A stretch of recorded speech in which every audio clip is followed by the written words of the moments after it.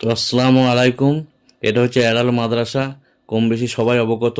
তো আজকে আবার এসেছি বিশেষ এক দোয়ায়ে মজলিসে, কারণ এই মাদ্রাসার কিছু সদস্য ছিল যিনারা আজ গত হয়ে গেছেন। তো তাদের জন্য কিছু বুজুর্গ আসছেন, দোয়ায়ে খের হবে এবং কিছু আলোচনাও হবে। তো আমাদের বর্তমানে মসজিদের যিনি কোষাধ্যক্ষ, তিনাকে এই মাদ্রাসার তরফ থেকে ইনভাইট করা হয়েছে লোকাল কমিটির সদস্য হিসাবে। নিয়ে এসেছেন আমার সঙ্গে এখানকে পরিদর্শন করতে, এবং পরিদর্শন করছেন তিনি। এবং পরিদর্শন করে তিনি বলছেন যে না, এই মাদ্রাসা সত্যি ডেভেলপ এবং খুব সুন্দর পরিপাটি করে সাজানো আছে মাদ্রাসা। এবং মাদ্রাসার ছাত্র সংখ্যা মোটামুটি কম বেশি 50-60টা আবাসিক ছাত্র আছে। এবং এনাদের প্রতিদিনের যে খরচা সত্যিকারই ব্যয়বহুল। সেই হিসাবে আমরা যে লোকালে আছি, আমরা এই মাদ্রাসা সম্বন্ধে একটু সচেতন হয় এবং মাদ্রাসাটা গিয়ে মাঝে মাঝে দেখে আসি যে হ্যাঁ, সত্যি মাদ্রাসা কি ডেভেলপ হচ্ছে, বা পড়াশোনা কেমন হচ্ছে, বা ছাত্র সংখ্যা কেমন, বা কিছু প্রয়োজন আছে কি না, সেই সব সম্বন্ধে আমরা একটু খেয়াল রাখি বা সচেতন হই।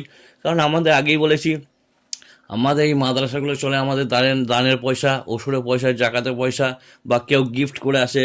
তো এইসবের পয়সাতেই চলে এই মাদ্রাসাগুলো। তো এখন সমস্ত মানুষের, আমাদের ধানের ওপর নির্ভর, আমরা চাষিবাসী মানুষ।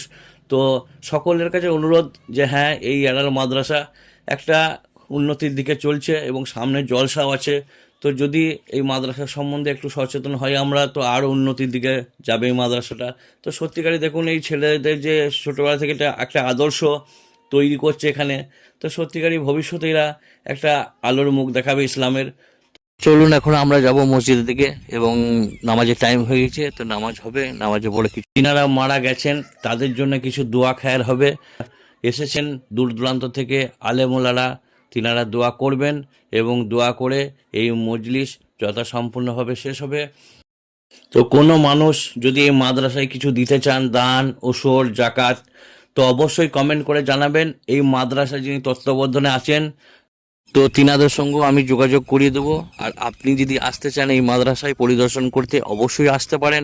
আমাকে ফোন করবেন বা কমেন্ট করে জানাবেন, আমি সম্পূর্ণ গাইড করে দেবো। কারণ আমি এই মাদ্রাসার শুধুমাত্র সাধারণ কমিটি, এবং এই মাদ্রাসাটার জন্য আমি চাই যে মাদ্রাসার উন্নতি হোক। কারণ আমি প্রায় যাই, ছোটো ছোটো ছেলেদের মুখ দেখে খুবই ভালো লাগে যে এটি ইসলামের ভবিষ্যৎ।